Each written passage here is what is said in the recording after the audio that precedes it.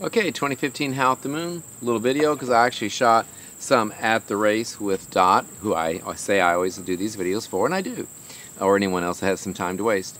It's at Kennecott Cove County Park outside of Danville, and it's a very well-run race. This was the 25th anniversary race, and this year it's usually 300. This year bumped to 350, and they say that's it. That's the maximum they're going to do, and I think that's a good choice. I mean, I could get bigger.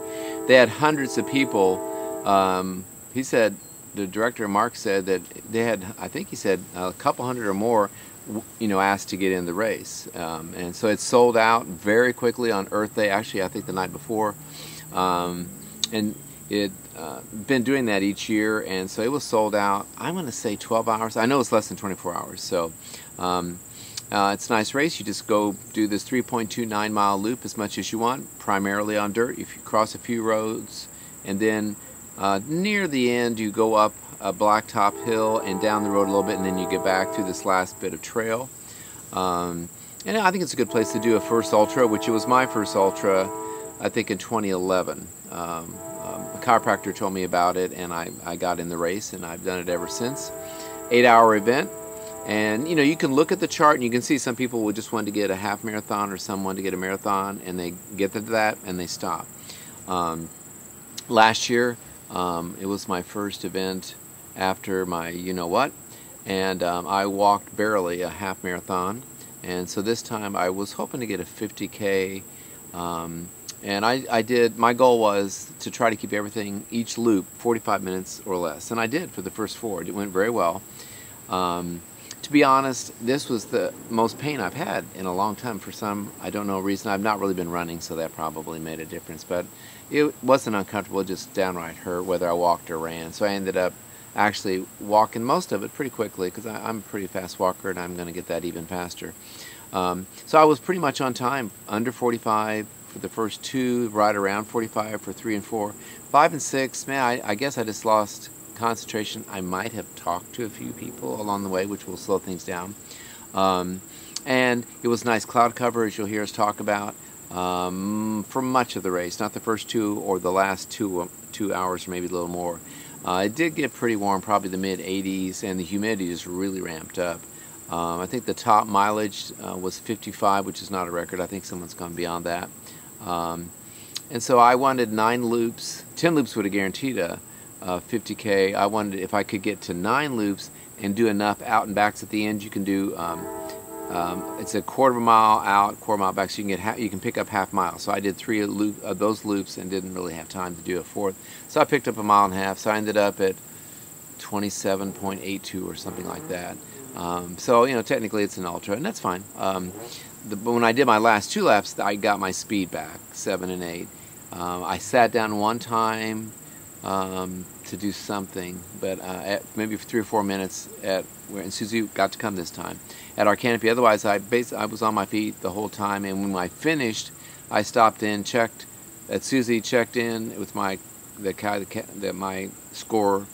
Went back and then went to the front where you get to do the out and back. So I pretty much kept going all 8 hours, which was an important goal for me, which I did meet. I think it was on the second loop. There's one aid station at the beginning and then one halfway around, actually a little past halfway. And I wasn't paying attention. I was grabbing some food and eating, and I'd say, oh, there's some Coke, here's this and that, and I'll grab this. So I poured this on my head, because that's why I wear the buff with the visor. And then I thought, oh, I'll go ahead and drink some water too. It was not water, it was lemonade. It was lemonade. I think, oh no, I'm going to have a million insects after me. So then I went over, oh, there's the water table, which I'd already seen.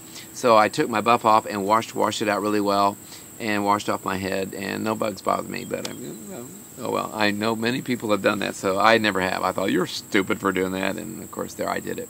So I got back. Next time I got to our canopy, I switched buffs, and fortunately, I wasn't all sticky and icky with the lemonade.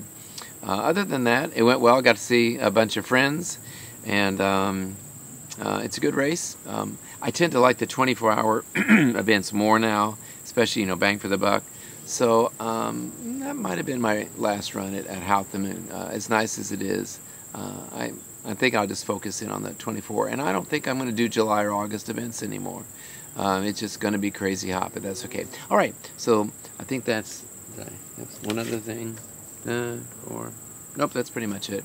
Now we'll cut to this very short little thing that Dot and I did. So I had my lemonade stupid thing.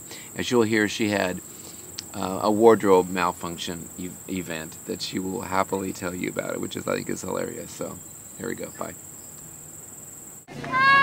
Alrighty, well, we just finished the 2015 Howl, and I make my race report specifically for this human being, Dot. And this year you're in this one. I'm in it. I'm so thrilled. And you're going to be in another one at St. Pat's. Absolutely. I can't wait. I think we're going to raise the production values on that one. Ooh, yeah. We might green screen it, make it look like we're in the Himalayas or something. We'll do that. Awesome. So I wanted to get 9 loops and then get enough to get a 50K. I didn't. I was on time for the first 4 loops, 45 minutes or under. And then the bottom fell out for the next 2, and then I couldn't catch up. So I did 8 loops. It's what, 3.29 or something like that? Yeah, 3.29 loops. And then plus out and back, I added a mile and a half. So it's whatever that is. I can't add right now. Over a marathon. And what did you do? I did 9 loops and then a mile. So that was 30.61. Just didn't eat. 0.41 minus my 50K. But you know, save some for another day. There we go. Yeah. Oh, you'll get that big time at St. Pat's. St. Pat's. And I hear you had a little outfit malfunction. Yes, let me warn everyone who wears spandex. At a mile after loop 7, I went into Portalette, and I could not get my spandex shorts back up. These are shorts over spandex, kind of a combo deal. And I spent 3 minutes in a hot porta potty trying to pull the spandex that had curled up inside up, and decided, screw it, I'm going outside and making it a community affair. Yes. And it's a good thing like the sheriff wasn't around. Yeah, you know, all right. Indecent. I think civility goes out the window. It really does. Anyway, so. Matters not. So. And we were very fortunate. The first couple hours we had some sun, but it was also cool. And then it went great cloud cover. I mean, and that saved a lot. And there are a lot of people that did some big miles, so that saved them. And then the last hour and a half, it was cooking. It was buddy. Cooking. Yeah. Cooking bad. So anyway, we had a good day. We did. We had fun. And I've got a race for the ages, 63 hours coming up in a month. Sometime in September. Yeah, and Labor Day weekend, and then we're together again at St. Pat's in October. And I'll have North Coast at Cleveland before that. So fun times. Alrighty. Okay, that's it. I think Susie really recorded us this time. Did you record it? Awesome. Oh, good. I don't think we